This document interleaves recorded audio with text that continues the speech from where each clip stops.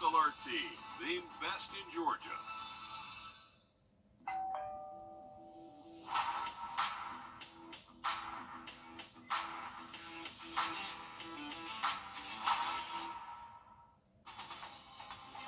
Live from Augusta, you're watching News 12, live at 5. We are just a month away from the Ironman 70.3, where thousands will run, swim, and bike their way across our area. And this year, the route has changed. Instead of just downtown Augusta, competitors will now run across a portion of North Augusta's Greenway. Good evening, and thanks for joining us. I'm Wrdw. And I'm Meredith Anderson. North Augusta has been hard at work improving the Greenway in preparation for runners next month. Your Kennedy Payne has the latest. This is the first year that the Ironman's using the Greenway, but some aren't sure if it's even ready yet. The Greenway is getting ready for Ironman. Runners say tree stumps uprooting the asphalt is a tripping hazard. North Augusta spent a week doing repairs ahead of hosting part of the race next month. Some say they aren't sure it's ready, even after the repairs, while others say they look forward to the course change. You know, in the past, it's been all downtown Augusta, so including two states, I think, makes a great feature for the participants. I think the Greenway will also add a really nice shaded component for everybody. We'll have more on the Greenway and its current running status on News 12 at 6 o'clock. In North Augusta, Kennedy Payne on your side. All right, thanks, Kennedy. The weather now as we check in with First Alert Chief Meteorologist on that weekend for you in just about 10 minutes. Thanks, Riley. Today, a tearful goodbye for a Georgia deputy killed over the weekend. Brandon Cunningham is the first Paulding County deputy to ever die in the line of duty. He was shot and killed Saturday just seconds after arriving at the scene of a domestic situation. Investigators say the suspect also shot his wife before shooting himself after an hours-long standoff. The procession finishing just a few moments ago as fellow law enforcement officers mourn the loss of one of their own. A great guy, always had a smile on his face. We're blessed to have had him as long as we did. Georgia Governor Brian Kemp also asking flags to be flown at half-staff today in Cunningham's honor. It's far from the only incident involving a Georgia deputy this week. In Carroll County, one deputy is fighting for his life after he was shot in the head serving a warrant Tuesday. Then just yesterday, a suspect opened fire on other Carroll County deputies in a separate incident. That man, Brenton Morrison, is accused of stealing several ATVs. Deputies say he led them on a chase when they tried to pull him over in Whitesburg. He then opened fire, hitting 3 patrol cars. And between the deadly shooting in Paulding County and those incidents in Carroll County, it's clearer than ever the dangers our law enforcement officers face every day. As Sarah Hammond reports, it also highlights the need for resources after these incidents happen.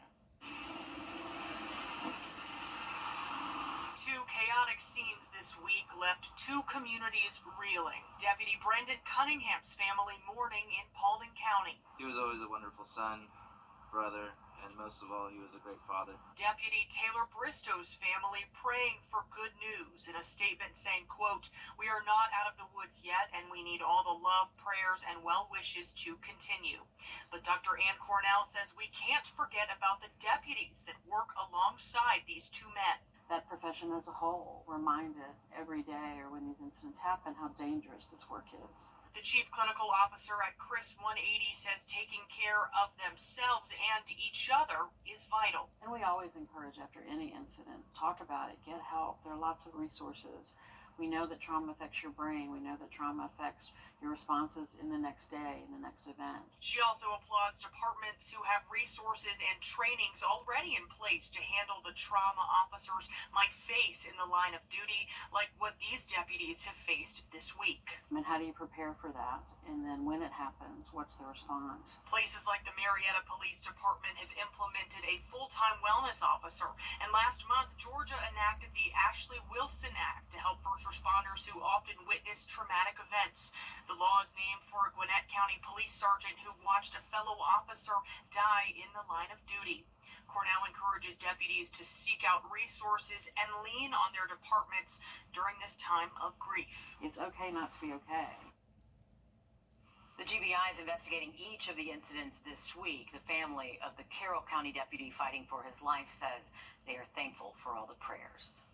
A Florida deputy is now charged with manslaughter in the deadly shooting involving a Georgia airman. Former Okaloosa County Deputy Eddie Duran is accused in the May 3rd killing of senior airman Roger Fortson. Authorities say Duran had been sent to Fortson's apartment in Fort Walton Beach in response to a domestic disturbance, which turned out to be false. After repeated knocking, body cam footage shows Fortson opening the door while holding a gun to his side pointed down. Authorities say that Duran shot at him multiple times and then ordered Fortson to drop the gun. An investigation by the Okaloosa County Sheriff's Office found that Fortson did not make any hostile, attacking movements and determined Duran's use of deadly force was not reasonable. Civil rights attorney Ben Crump is representing Fortson's family in this case. A Columbia sports journalist now facing child porn charges. The South Carolina Attorney General's office says 28-year-old Matt Vereen was charged in connection to the sexual exploitation of a minor. The weekend anchor and sports reporter at Watch Fox 57 has been suspended from his job. Vereen was given a $40,000 cash bond. Across Georgia and South Carolina, schools have just begun the school year, yet instances of weapons being found on students is already far too common. Just in our area, 2 guns have been taken, one at Cross Creek High School and one at Butler High School. 2 knives have also been found, one at Murphy Middle and one at Richmond Hill Elementary School. And at Cross Creek, a weapon was found during a fight. And this is not contained to just the CSRA. Over in Columbia, 5 students have been charged with bringing weapons to school, including a loaded gun. But a big question is, what happens next with all of this? Since these suspects are often underage, what happens after they're taken into custody is different than if they were adults. For one, there are no bond hearings for juveniles. One South Carolina attorney based in Columbia says students are often taken to a juvenile detention center and then appear before a detention hearing in family court. It's not as if this child's going to return to school next week, because there's going to be an expulsion, likely to be detained, evaluations to be had, and some potential form of incarceration within the Department of Juvenile Justice. May not hear about them or be able to attend to watch them take place, but in my experience, those will take place with a charge such as that. That attorney also highlighting South Carolina's new permitless carry law, which allows those over 18 to carry a concealed weapon. He says that could be a factor in more underage students possessing weapons. Just hours ago, a Chatham County judge denied a request of Leilani Simon's team to throw out part of her indictment. The mother, accused of murdering her 20-month-old son Quentin and throwing his body in a dumpster, will stand trial for all 19 counts against her. Simon's team was trying to get a count of malice murder and 2 counts of felony murder dismissed because the indictment failed to show how Quentin was killed. The judge, though, sided with the prosecution, saying a cause of death could not be determined because of the condition of Quentin's body. Leilani's trial will begin in October. 2 Atlanta schools will be the guinea pigs for Emory University and the Children's Hospital of Atlanta to determine how strict cell phone policies impact students' mental health and performance. Since the first day of school this year, Marietta 6th Grade Academy and Marietta Middle School students have been required to put their phones and smartwatches into lockable pouches during the school day. Researchers will meet with students, teachers, and families throughout the year to determine how this policy affects them. Care about. We want fewer distractions at school. We want kids feeling better about themselves. And our hope is that the school can ultimately have an impact on what's happening in our homes as well. 1 month into the school year, those with the program say they're seeing positive results. The study's long-term goal is to give data to other schools to help with future cell phone bans and policies. Riley? Well, heading into the weekend, we are going to keep those temperatures below normal, but it is going to start warming up a little bit, especially as we get past the weekend. We'll have that full forecast just after the break. Time and Temp, brought to you by your First Alert weather team. I'm Attorney George. 6 Georgia murder cases are dismissed after an investigation into 2 former Savannah police officers. Now the families involved in these cases wondering if justice will ever be served. As Shay Schrader reports, the Chatham County DA's office is still pushing to close the cases they can. This comes after months-long investigation after the DA's office into the cases tainted by two former Savannah police officers. A good number of those cases resulted in pleas. We have determined that several of the cases that were investigated by those officers must be dismissed. Cook Jones made it clear that the news conference was not to discuss the charges brought against Detective Ashley Wood and Officer Daryl Repress, but to inform the public and instill confidence back into the system. It is our duty and obligation to inform the public what steps we took to ensure and protect the criminal justice process. With several murder cases now unable to be prosecuted, it is possible that those families may never see the justice they have been waiting for. Well, let me say that due to our reasoning behind these cases, they likely will not be reopened and reinvestigated. Our office's determination is that they have been compromised and that we will not be able to pursue prosecution. Savannah Police Department said in a statement following the news conference that, quote, the actions of these former officers are completely unacceptable. After identifying their misconduct, the Savannah Police Department swiftly investigated and terminated them.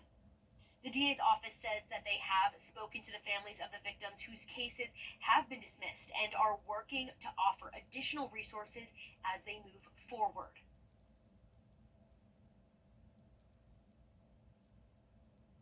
At least two suspects charged in a 2015 triple homicide are now free after their cases were dismissed. Bond hearings for the two accused Savannah police officers will happen next month. The price of potholes still ahead. An investigation finds that millions of dollars meant to fix these issues is going unused. Stick with us.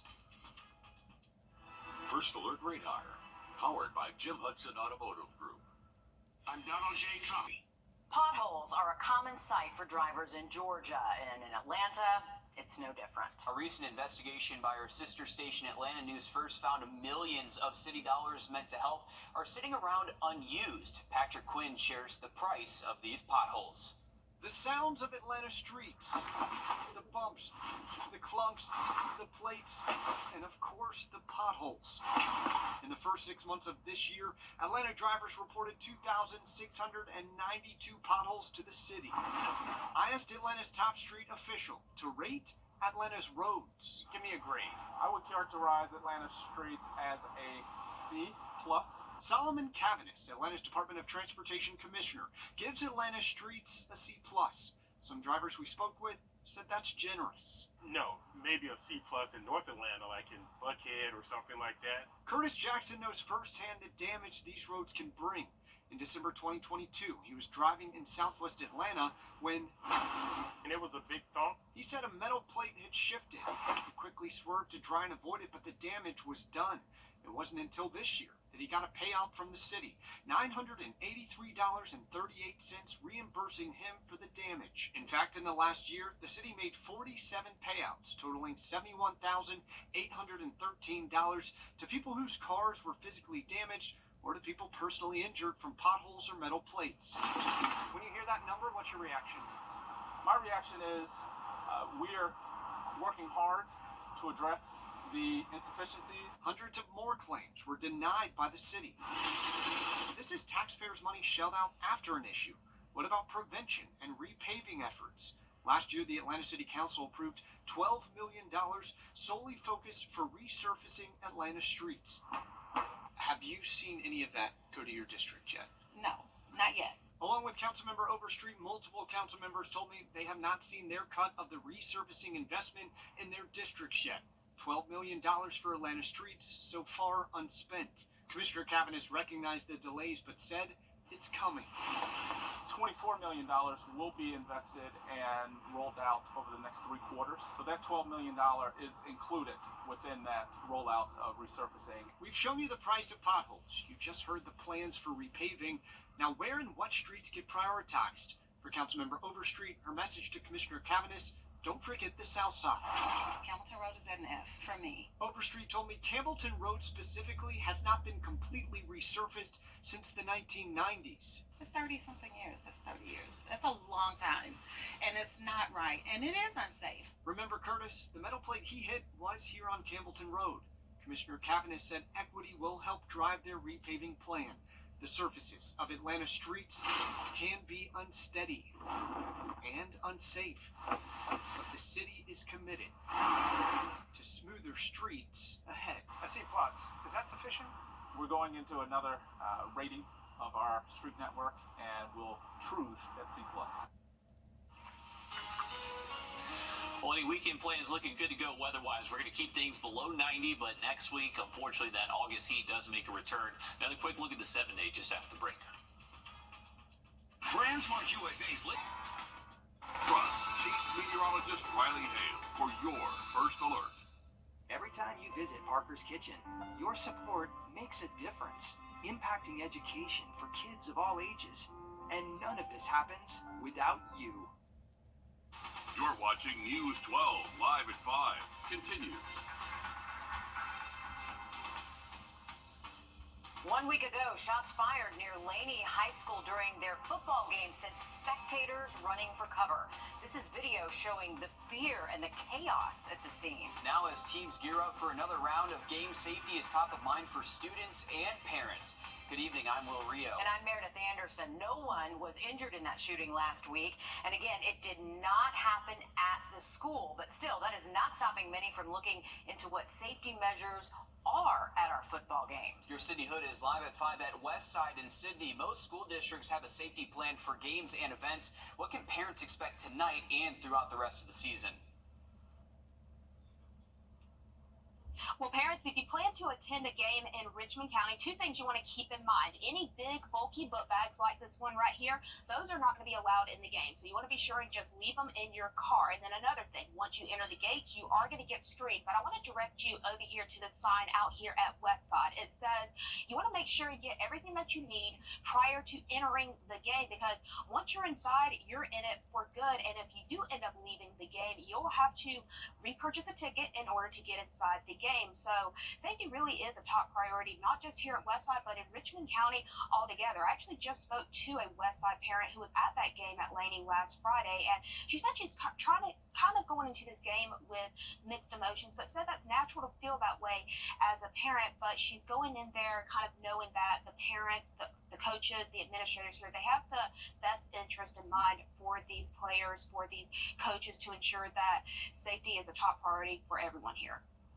Last weekend was pretty scary, so going into this game, it's a little, mixed emotions on, is it going to happen again? Do the kids actually know what to do, to put that in place to take cover? But yeah, it's only natural to be afraid and scared of the situation.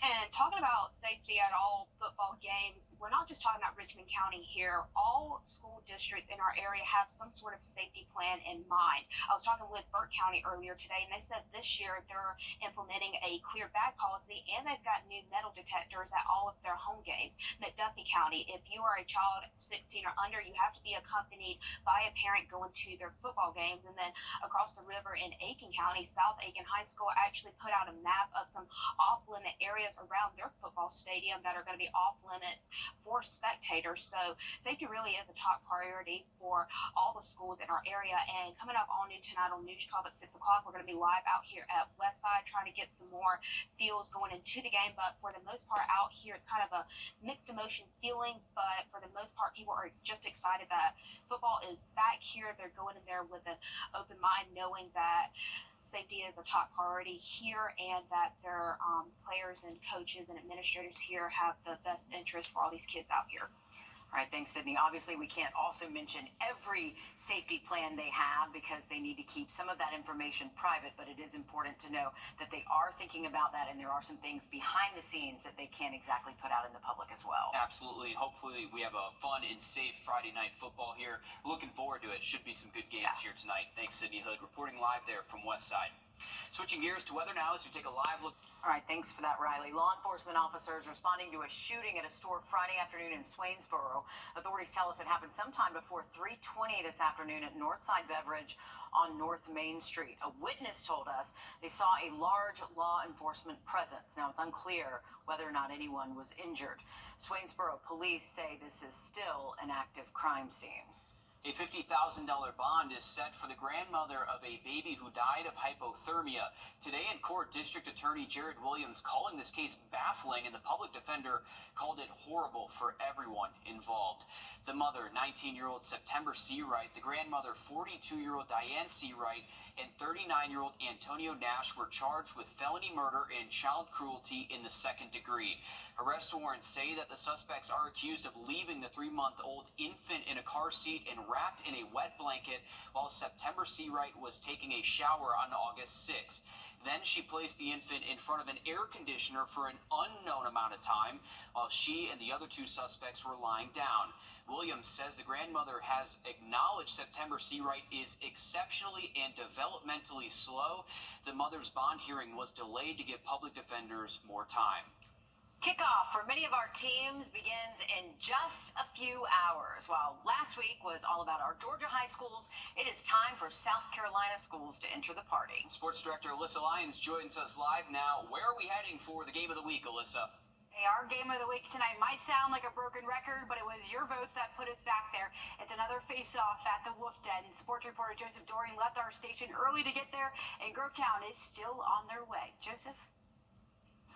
Well, Alyssa, I'm having some deja vu here because, yes, we are in the exact same spot that we were last Friday. But Greenbrier did give us one of the most memorable opening weeks of high school football that I can ever personally remember. They're going to look to bounce back right here tonight against the Grovetown Warriors.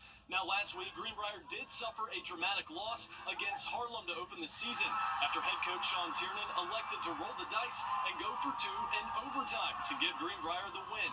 On the other hand, Grovetown also suffered a loss in week 0 against Lakeside. The Warriors struggled on both sides of the ball and have already suffered several injuries early in the season. Earlier this week, both head coaches discussed what they need to see out of their teams tonight to pick up a win. They're very athletic. We got to be disciplined. We got to be where we need to be, reading our keys and performing our assignments and executing. I mean, I know it sounds cliche and it's coach speak, but it's the truth. I mean, they're very athletic. They got a lot of fast guys out on the outside, so we just got to make sure we contain them and keep them inside. I think it's like anything else defensively. We have to line up correctly. Number 2, we have to run to the football well. We have to tackle well. That's against any team you play, not just Greenbrier. Well, we are here tonight for our game of the week. We're going to keep our eyes on something else, too, at halftime, where the Greenbrier girls flag football team is going to get recognized for winning the state championship earlier this year. Tune right back in here at 6 o'clock, where we're going to have more details ahead of our game of the week coverage. Alyssa, that's all I've got. I'm going to send it back to you in the studio. Hey, Greenbrier flag football first to win state in the CSRA. You don't want to miss that. We'll check back in with you in the next half hour. Well, Monday is Women's Equality Day, celebrating the 19th Amendment, which gave women the right to vote. Today, Augusta's Uptown VA held a program marking this important anniversary, and it was an honor to be invited to be the guest speaker. I had the chance to meet some future female leaders from Laney High School's JROTC program, and as the mom to a high school girl, my message definitely was personal. Representation matters. It is important women have visible seats at every table in every industry and every aspect of life, so our daughters can see someone who looks like them in those seats and know they belong there. It is time to clear the shelter. Tomorrow, the Aiken County Animal Shelter and Friends of the Animal Shelter are waiving adoption fees for all of their animals. Okay, the only thing you need to bring, a leash, a collar, or some sort of animal carrier to take home your new best friend. Look at that. I can't afford any more here. I just got another one, and I'm sleep deprived at this point. Yeah, puppy dad here is having some trouble. Well, the pictures on your screen are just some of the wonderful animals looking for their forever home. If you're interested, this event will be from 11 a.m. to 3 p.m. tomorrow only at the shelter on Wire Road. A lot of cute faces there to take home, looking for their forever homes. Oh, I saw a blue nose pit in there. No. I know. Maybe you could add another one. I can't have any more. I was trying to peer pressure you because I already did it. See that one right there? That one right there. Oh, man. Okay. Moving on. Millions of tiny bugs might be invading your yard as we speak. Still ahead, what you need to know about army worms. Riley knows. Gotta watch out for them. Firsthand. Hey, they got my oak tree, so watch out for them. Hey, we set a record low this morning, and we could potentially get close again tomorrow morning. We'll have a look at that full forecast just after break. Time and temp, brought to you by your First Alert weather team. Last. Next week, temperatures do start to warm up again. We're back to 96 next Wednesday, and still not much rain this 7-day forecast. Thanks, Riley. Homeowners across Georgia and the Carolinas are battling a destructive insect infestation, armyworms. Yeah, these green worms can devour your yard in a matter of days. Jason Puckett has the latest on what you need to know.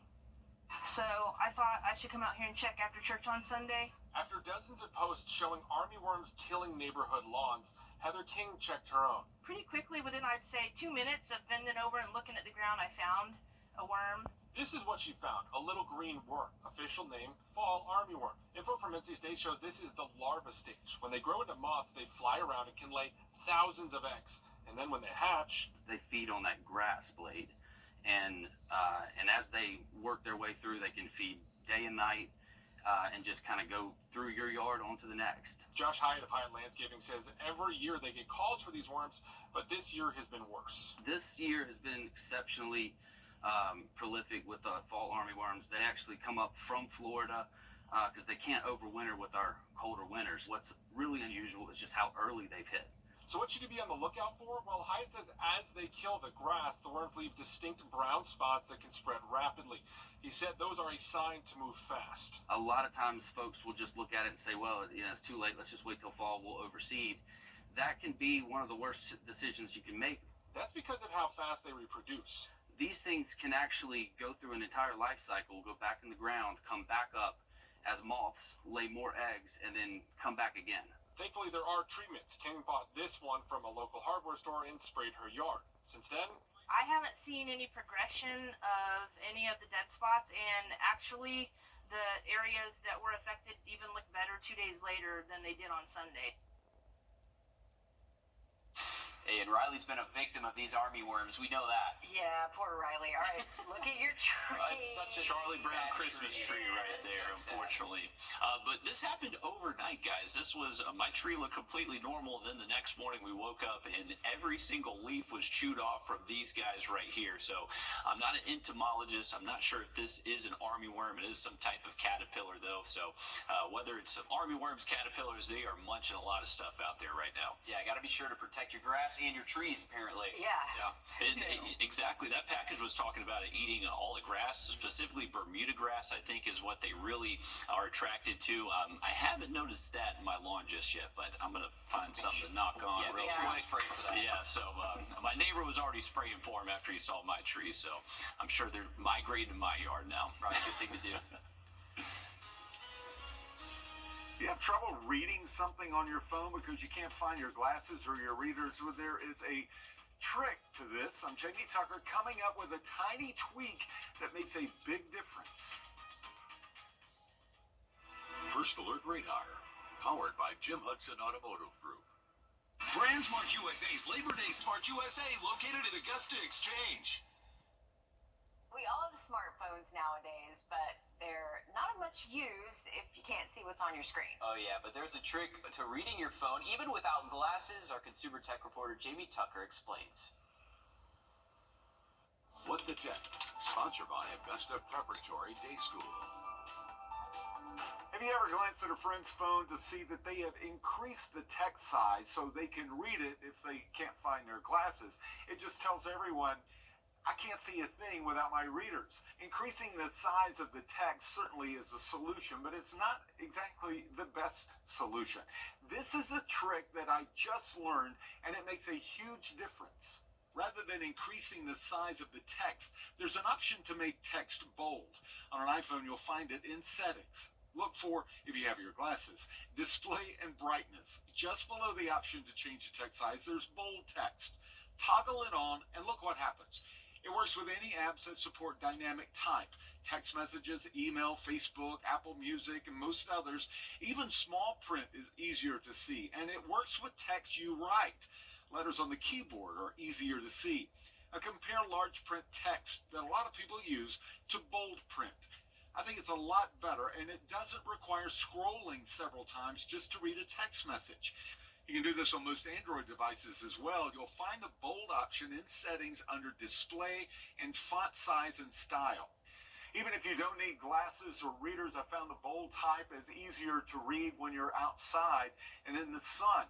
And your friends will never suspect that you really need to get some glasses. That's What the Tech. I'm Jamie Tucker. Thank you for that, Jamie. If you're heading out to this high school football game tonight, weather's going to be great. We got low humidity, mostly clear skies, and temperatures in the 70s during game time. Now, the quick look at the 7-day just after a short break.